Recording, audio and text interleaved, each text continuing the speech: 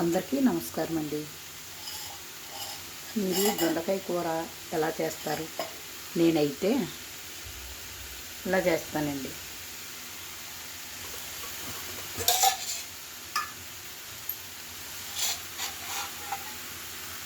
ఉల్లిపాయ ముక్కలు పొడవుగా కట్ చేసుకుని వేసేసి, దొండకాయ ముక్కలు మనకు ఎలా కావాలితే అలా కట్ చేసుకుని అవి కూడా వేసేస్తాను. పచ్చిమిర్చి కూడా వేసేస్తాను. వేసేసి ఒకసారి గరిటిచ్చి కలిపేసి సాల్ట్ వేసి మూత పెట్టేస్తాను అన్నమాట. అన్నీ కలిపి మగ్గిపోయి ఉడికిపోతాయి సాల్ట్ వేయడం వల్ల. నేనైతే అలా చేస్తాను.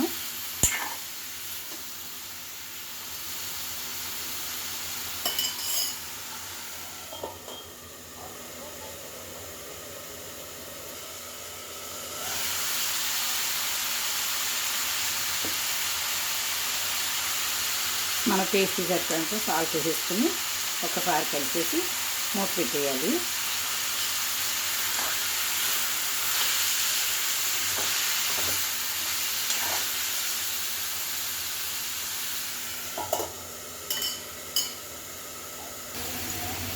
ఒకసారి మూత తీసి కలుపుతున్నాను.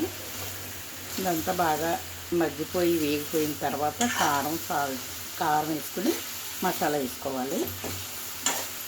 మళ్ళీ మూత వేసి ఇంకా వేగనిస్తాను. మా కొందరికి జాంకాయ అంటే ఎంత ఇష్టం అండి.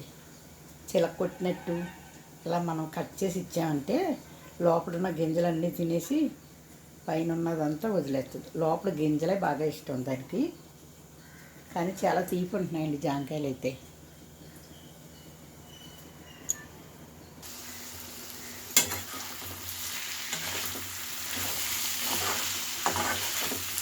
ఒకసారి ఎక్కువ ఒకసారి తక్కువ చేసుకుంటూ అలా వేయించేసుకుంటే మొత్తం మగ్గిపోతాయండి. లేకపోతే దొండకాయ ఎంతసేపుకి ఏగదు. లేదంటే ఎక్కువ ఆయిల్ వేసి పకోడీ వేస్తాం కదా, అలా వేయించేసి పోపన్న పెట్టాలి.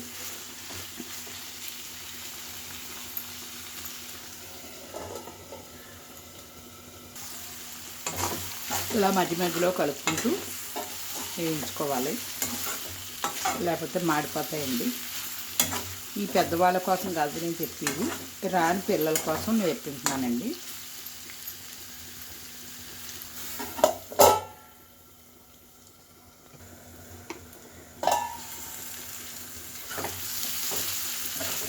మెత్తగా మగ్గిపోయాయి. ఇప్పుడు మసాలా, కారం, పసుపు వేసుకోవాలి. మసాలా తక్కువ వేసుకోండి, దొండకాయ వేడి.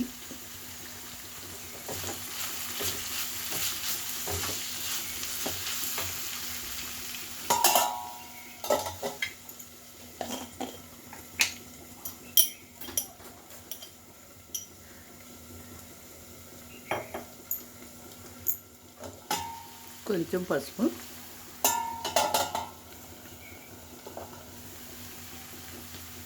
మనం తినే కారం పట్టి కారం వేసుకుని మళ్ళీ ఒకసారి అంతా కలిపేసి మళ్ళీ ఒక 5 నిమిషాలు మగ్గనివ్వాలి.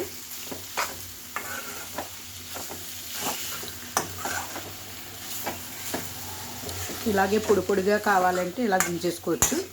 లేదు కొంచెం గ్రేవీ కావాలంటే కొద్దిగా వాటర్ వేసి ఉడికింటే గ్రేవీలాగా వస్తుంది.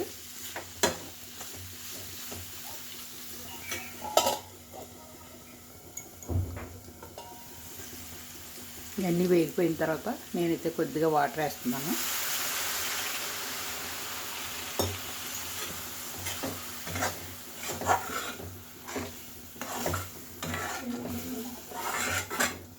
ఇది కొంచెం ఉడికిన తర్వాత స్టవ్ ఆఫ్ చేసుకోవచ్చు.